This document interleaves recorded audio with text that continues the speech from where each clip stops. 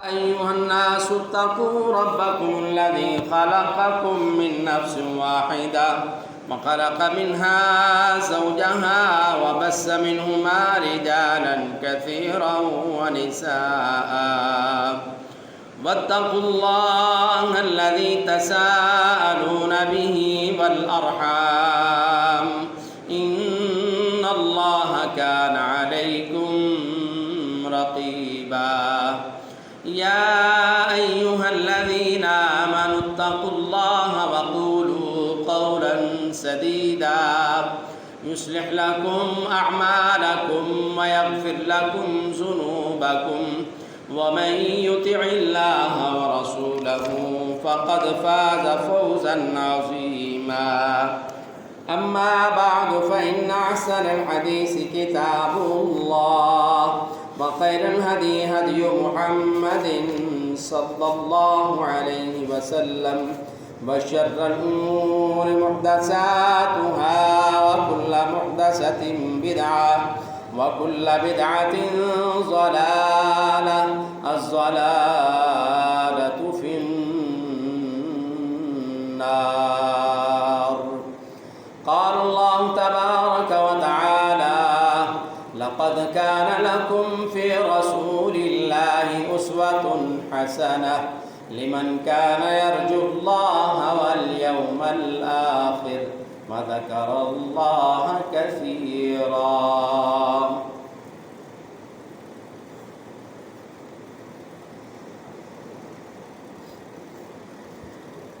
ہر طرح کی تعریفات، تسبیحات، کبریائی، عظمت کی، پاکیزگی کی، بڑائی کی تمام باتیں اللہ رب العزت کی ذات بابرکت کے لیے ہے، اور درود و سلام سید الانبیاء، امام الانبیاء، سرور کونین، احمد مجتبی، سید الاولین والآخرین، امام الاولین والآخرین، سید ولد آدم، خادم النبیین، خاتم النبیین، جناب محمد الرسول اللہ صلی اللہ علیہ وآلہ وبارک وسلم پر ہے۔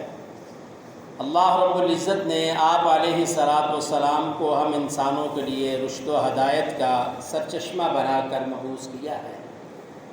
یقیناً جس انسان مسلمان نے رسول اللہ صلی اللہ علیہ وسلم کی سیرت کو، آپ کی صورت کو، آپ کی زندگی کو اپنے لیے نمونہ بنایا، یقیناً وہ شخص اس مختصر زندگی میں بھی کامیاب ہوگا، اور آخرت کی حقیقی ہمیشگی والی آباداً آباد رہنے والی زندگی بھی اسی کی کامیاب ہوگی۔ سامعین محترم، رسول اللہ صلی اللہ علیہ وسلم کی سیرت کے بارے میں سورۃ الاحزاب کی ایک آیت کریمہ میں نے آپ کے سامنے تلاوت کی ہے۔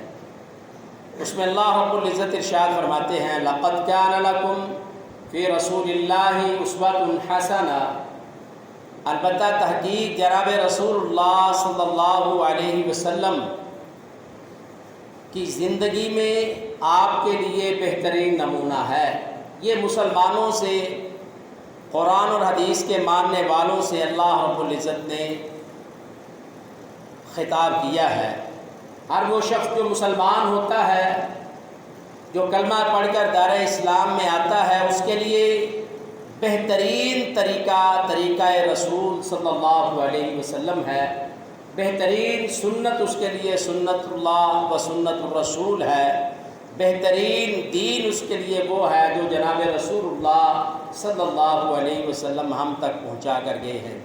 سامعین محترم، صحیح سیرت النبی صلی اللہ علیہ وسلم کے حوالہ سے آج ہم دوبارہ سلسلہ شروع کریں گے۔ ایک سلسلہ ہم پہلے شروع کر چکے ہیں 2018 میں اور 2019 میں ہم نے رسول اللہ صلی اللہ علیہ وسلم کی صحیح سیرت الرسول کو سماعت فرمایا تھا، جس میں آپ علیہ الصلاۃ والسلام کی ولادت باسعادت ہم نے بیان کی، آپ علیہ الصلاۃ والسلام کے رضاعت کا مسئلہ ہم نے سمجھا، رسول اللہ صلی اللہ علیہ وسلم کے اسماء گرامی ہم نے سماعت فرمائے۔ شق صدر کا واقعہ ہم نے رسول اللہ صلی اللہ علیہ وسلم کا سماعت فرمایا۔ رسول اللہ صلی اللہ علیہ وسلم اپنے دادا عبد المطلب کی زیر نگرانی میں رہے اور رسول اللہ صلی اللہ علیہ وسلم اپنے چچا ابو طالب کی نگرانی میں رہے۔ رسول اللہ صلی اللہ علیہ وسلم کا حسن و جمال کیسا تھا، اور رسول اللہ صلی اللہ علیہ وسلم اور بکریاں چرانا آپ علیہ السلام نے یہ کام بھی کیا ہے۔ آپ علیہ السلام کا قومی کارناموں میں شرکت کرنا، جسے ہم ایک قوم ہیں اور اس قوم کے تحت جو ہم کام کرتے ہیں، ایسے رسول اللہ صلی اللہ علیہ وسلم نے اپنی زندگی مبارک میں قوم قریش کے جو کارنامے تھے ان میں جو شرکت فرمائی۔ رسول اللہ صلی اللہ علیہ وسلم کا پیشہ تجارت کرنا، رسول اللہ صلی اللہ علیہ وسلم کا سیدہ خدیجہ الکبریٰ رضی اللہ تعالی عنہا سے نکاح کرنا، پھر آپ علیہ السلام کا سیدہ عائشہ طاہرہ مطہرہ بنت ابی بکر رضی اللہ تعالی عنہا اور سیدہ سودا رضی اللہ تعالی عنہما سے نکاح کرنا، تعمیر کعبہ میں رسول اللہ صلی اللہ علیہ وسلم نے بڑھ چڑھ کر جو کردار ادا کیا، اس کے متعلق ہم سماعت فرما چکے تھے۔ پھر رسول اللہ صلی اللہ علیہ وسلم کا اپنی قوم سے قومی اعتقادات، مطلب اپنی قوم قریش اور اپنی قوم کے لوگوں کی بدعقیدگی اور غلط کاموں سے رسول اللہ صلی اللہ علیہ وسلم کا علیحدگی اختیار کرنا، یہ بھی آپ علیہ السلام کی سنت اور طریقہ تھا۔ نبی علیہ السلام کو اللہ رب العزت نے جو نبوت کی ابتدائی نشانیوں سے نوازا، اور پھر رسول اللہ صلی اللہ علیہ وسلم نے غربائے جاہلیت، ایسے دیندار لوگ جو جہالت کے زمانے میں رسول اللہ صلی اللہ علیہ وسلم کے ساتھ ملے، مالی لحاظ سے، قومی لحاظ سے اور وقت کے لحاظ سے وہ غربا تھے، رسول اللہ صلی اللہ علیہ وسلم نے ان کی جو فضائل اور ان کی جو عزت اور احترام بیان فرمائی وہ ہم نے سماعت فرمایا ہے۔ صحیح سیرت الرسول صلی اللہ علیہ وسلم کا ایک چمکتا دمکتا کردار یہ بھی ہے کہ اللہ رب العزت نے آسمان سے وحی کا نزول شروع کر دیا ہے، اور آپ علیہ السلام پر وحی کس انداز سے آنا شروع ہوئی، پھر رسول اللہ صلی اللہ علیہ وسلم پر وحی کے نازل ہونے کے بعد وحی کا وقفہ کتنا ہوا، یہ ہم نے سماعت فرمایا۔ وحی کے بعد آسمانوں کی حفاظت اللہ تعالیٰ نے اپنے ذمے میں لی، اور اس کی ہم نے رسول اللہ صلی اللہ علیہ وسلم کے زبان مبارک سے تصریحات سماعت فرمائی۔ سب سے پہلے اسلام لانے والے قوم تھے، ان کے متعلق رسول اللہ صلی اللہ علیہ وسلم نے جو ارشادات بیان فرمائے وہ ہم نے سماعت فرمائے۔ چند ایسے صحابہ جو سبقت لے جانے والے تھے، ایمان میں، اعمال میں، مال خرچ کرنے میں، رسول اللہ صلی اللہ علیہ وسلم کا ساتھ دینے میں، ان کے اسماء گرامی ہم نے سماعت فرمائے تھے۔ ایاس بن معاذ رضی اللہ تعالی عنہ کا اسلام قبول کرنا، اسلام لانا اور اعلانیہ دعوت اسلام رسول اللہ صلی اللہ علیہ وسلم نے جب دینا شروع کی، کب اس کا آغاز ہوا، اور رسول اللہ صلی اللہ علیہ وسلم کو اللہ تعالیٰ نے جو معجزات عطا کیے تھے، معجزہ قرآن اور رسول اللہ صلی اللہ علیہ وسلم کی صداقت، آپ کی سچائی، اس کے متعلق ہم نے سماعت فرمایا تھا۔ پھر رسول اللہ صلی اللہ علیہ وسلم کو جب یہ کہا گیا کہ ہم ایمان اور اسلام تب لائیں گے جب آپ اس صفا کوہ صفا کو سونے میں بدل دیں گے تب ہم ایمان اور اسلام لائیں گے۔ یہ بھی رسول اللہ صلی اللہ علیہ وسلم کو کفار اور قریش کی طرف سے پیغمبر صلی اللہ علیہ وسلم کو چیلنج کیا گیا تھا۔ رسول اللہ صلی اللہ علیہ وسلم کے زمانے میں آپ اور آپ علیہ السلام پر جو علیہ السلام کے صحابہ پر جو آزمائشیں اور ابتلا اور مصیبتیں نازل ہوئیں، اس دور کو ہم سماعت فرما رہے تھے، اور اس کے چند ایک واقعات رہ گئے تھے جو ہم سماعت کر رہے تھے، اسی سے آج ہم بات کو شروع کریں گے۔ جناب رسول اللہ صلی اللہ علیہ وسلم کے زمانہ میں آپ کے صحابہ پر جو آزمائشیں اور مصیبتیں توڑی گئیں، ان میں سے ایک یہ ہے، صحیح بخاری کی 3612 نمبر حدیث ہے، اور 6943 نمبر پر بھی یہ حدیث موجود ہے۔ جناب سیدنا حضرت خبیب، ایک لفظ ہے خبیب، خا با یا اور با، وہ خبیب پڑھا جاتا ہے، اور یہ ہے خباب، خے با الف اور با۔ حضرت خباب بن ارت رضی اللہ تعالی عنہ بیان کرتے ہیں، کہتے ہیں کہ ہم رسول اللہ صلی اللہ علیہ وسلم کے پاس شکایات لے کر گئے۔ حضرات محترم، آج کے زمانے میں بھی سچ بات ماننا اور سچائی پر کھڑا ہونا، سچائی کا ساتھ دینا، یہ آزمائشوں سے خالی نہیں ہے۔ کبھی کبھی تو یہ صورتحال بن جاتی ہے کہ سچی اور حق کی بات کہنا اپنے گھر میں ہی بہت بڑا جرم بن جاتا ہے۔ باپ ہے وہ سچی بات گھر میں کرے، اولاد اور بیوی اور گھر کے دوسرے افراد ماننے کے لیے تیار نہیں ہوتے۔ کبھی یہ کیفیات ہمارے گھروں میں پیدا ہو جاتی ہے، بلکہ اسے یہ بات سمجھائی جاتی ہے بے شک یہ سچ ہے، ہم مانتے ہیں یہ سچ ہے، لیکن آپ نے یہ بات نہیں کہی۔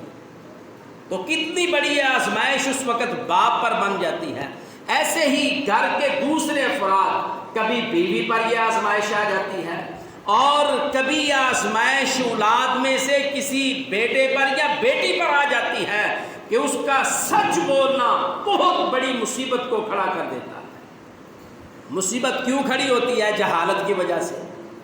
اور اگر ہمارے اندر یہ انصاف ہو، ہمارے اندر اتنی اہمیت ہو، صبر ہو کہ ہم کسی کی سچائی والی بات کو سن کر مان لیں، تو مصیبتیں ختم ہو جاتی۔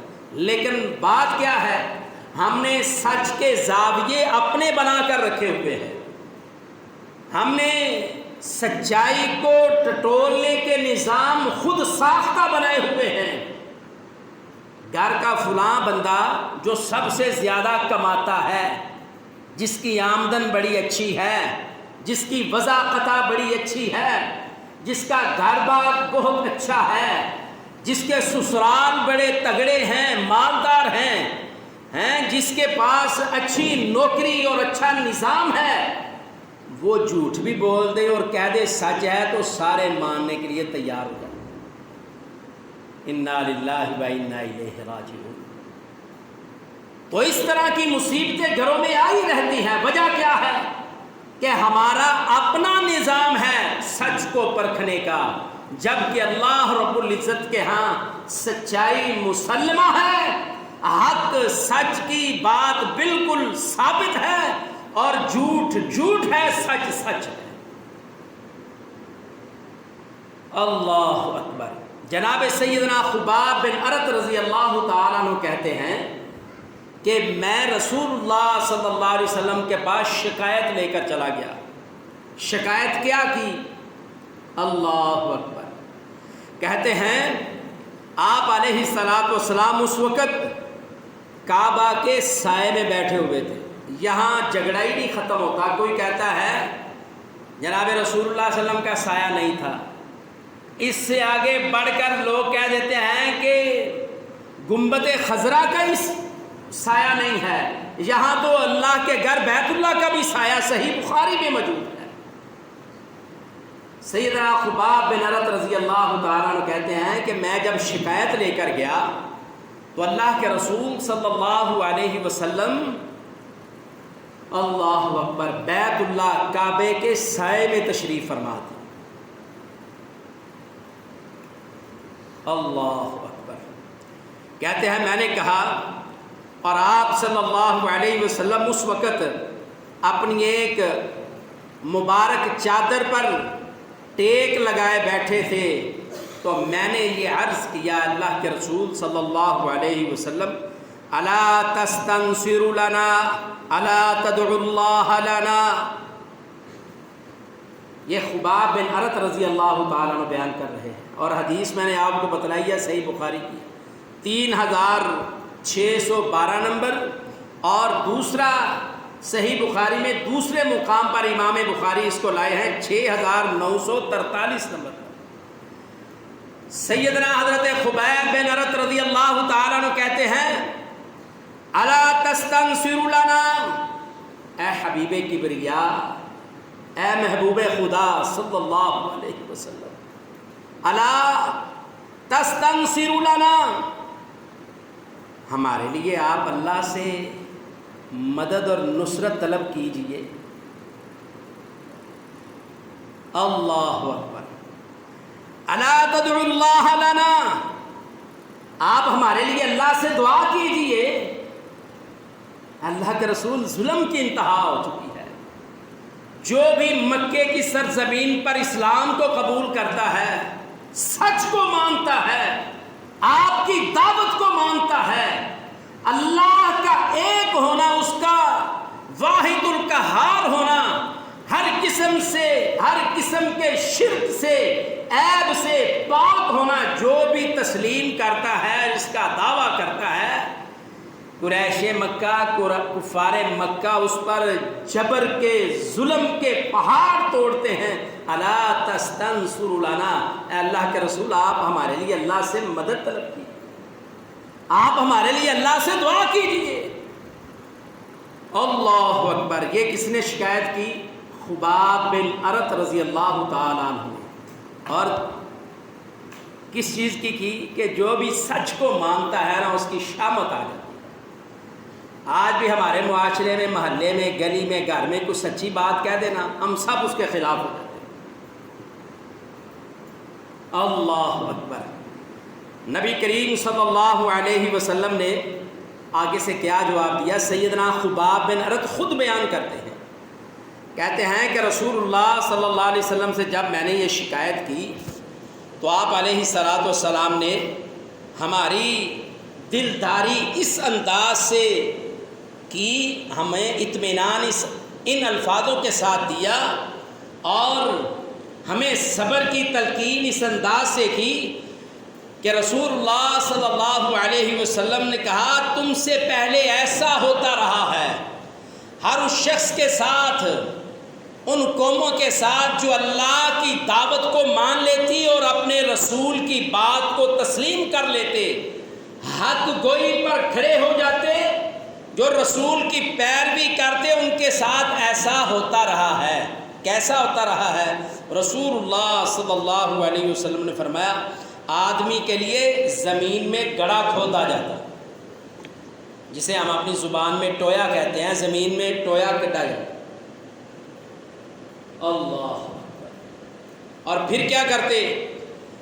اور اس آدمی کو جو حق کی بات کرتا، اللہ اور اس کے رسول، اپنے نبی اور پیغمبر کی دعوت کو قبول کر لیتا، بتوں کو اور غیر اللہ کا انکار کر دیتا، اس کو اس گڑھے میں، ٹوئے میں گاڑ دیا جاتا اور سائڈوں پر اس کو مٹی ڈال کے پور دیا جاتا. آدھا دڑ اس کا ٹوئے سے، گڑھے سے باہر ہے اور آدھا اندر ہے. اللہ اکبر. پھر رسول اللہ صلی اللہ علیہ وسلم نے ارشاد فرمایا لوہے کی آری کے ساتھ اس کے سر سے، درمیان سے اس کے جسم کے لوہے کی آری چلا کر 2 حصے کر دیے.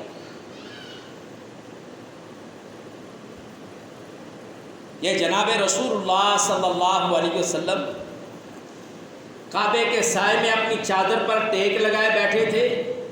جیسے ہی خباب بن ارت رضی اللہ تعالیٰ عنہ نے شکایت کی اللہ کے رسول اب تو اللہ سے ہماری مدد کی دعا کیجئے، اللہ ہماری مدد فرمائے، مکے میں بڑا ظلم ہوگا، جو بھی اسلام قبول کرتا ہے اس کی سختی آ جاتی ہے۔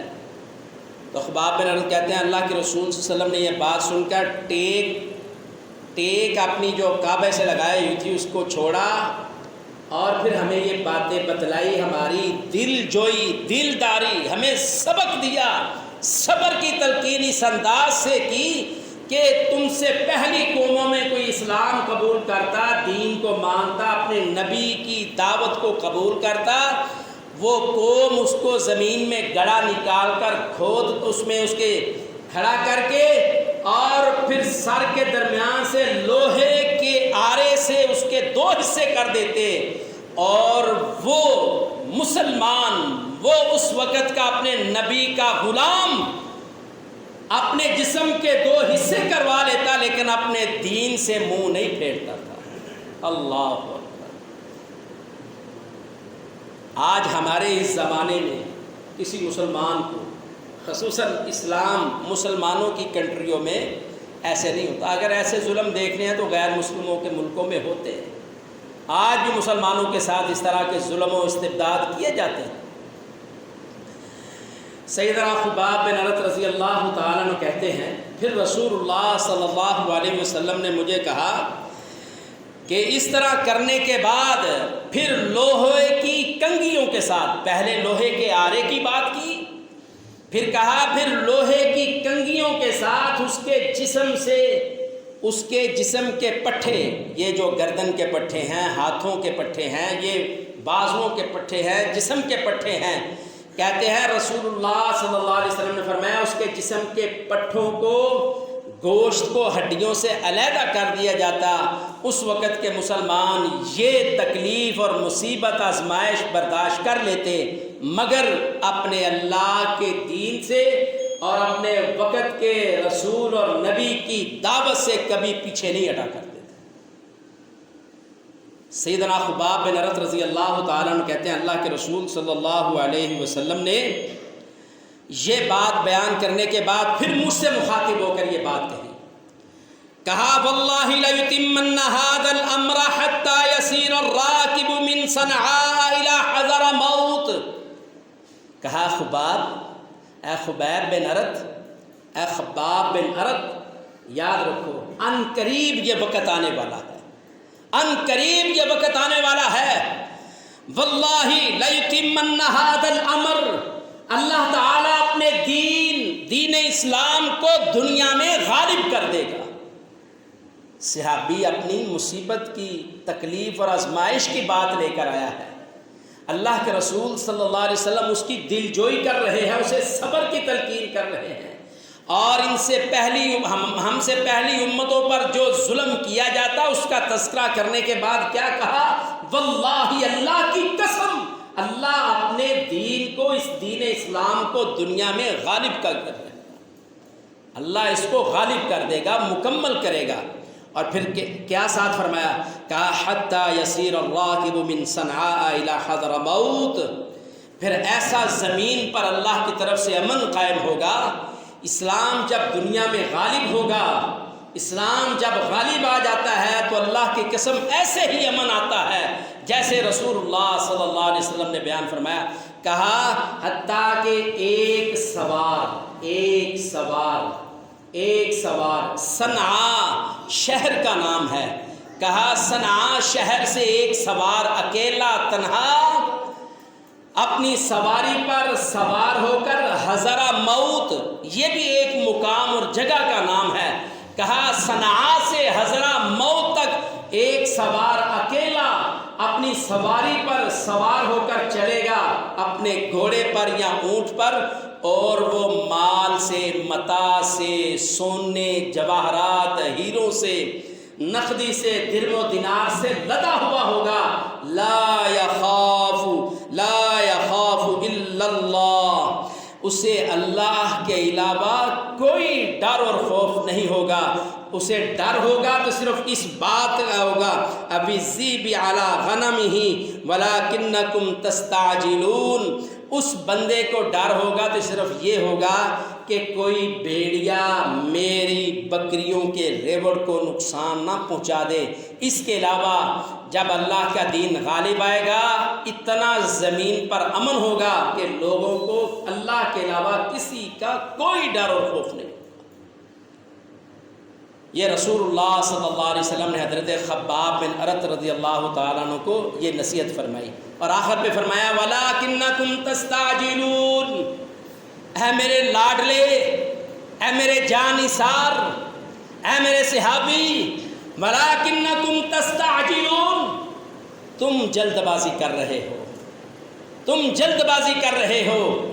اسلام جو ہے وہ قربانیاں مانگتا ہے، اسلام جو ہے یہ صبر کا پیکر ہے۔ اسلام کو قبول کرنے سے مصیبتیں آئیں یا آزمائشیں آئیں تو پھر صبر کرنا ہوگا۔ اور پھر یہ وقت آیا جناب سیدنا حضرت عمر رضی اللہ تعالیٰ عنہ کے زمانے میں، ایک خاتون اکیلی دور دراز سے سفر کرتی ہے، اس نے جواہرات اور گہنے سونے کے کنگن پہنے ہوئے ہیں، مالائیں پہنی ہوئی ہیں، وہ پردے میں اپنی سواری پر وہ سوار ہیں اور بیت اللہ کے حج اور عمرے کے لیے تشریف لائی ہے۔ بڑی دور دراز سے سفر کر کے لوگوں نے اس سے پوچھا بھائی تمہیں ڈر اور خوف نہیں آیا؟ اس نے کہا اب مجھے ساری زمین پر بھی چلنے کا کوئی ڈر اور خوف نہیں ہے کہ اللہ نے اسلام کو پوری دنیا میں غالب کر دیا۔ سامعین محترم، رسول اللہ صلی اللہ علیہ وسلم کی سیرت الرسول صلی اللہ علیہ وسلم کا یہ زمانہ ابتلا کا دور، یعنی آزمائشوں اور مصیبتوں کا جو زمانہ تھا، ان میں سے آج کے اس مختصر وقت میں ہم نے ایک جھلک جناب سیدنا حضرت خباب بن ارت رضی اللہ تعالیٰ عنہ کی حدیث سے صحیح بخاری سے سماعت فرمائی ہے۔ اے اللہ تو ہمیں بھی اسلام کو دل کی گہرائیوں سے اور عمل کی ابتدائیوں سے اور آخر تک ہمیں اسلام کو قبول کرنے کی توفیق عطا فرما، اور اس پر کاربند رہنے کی توفیق عطا فرما۔ اس کی اچھائیاں اور بلائیاں اور جو خیر ہے اے اللہ تو ہمیں اس کو سمیٹنے کی توفیق عطا فرما، بدعات خرافات سے بچنے کی توفیق عطا فرما۔ اے اللہ ہمیں زندہ رکھ دین پر، دین اسلام پر موت دے تو شہادت جیسی عظیم موت عطا فرما۔ وما علیہ الا البلاغ۔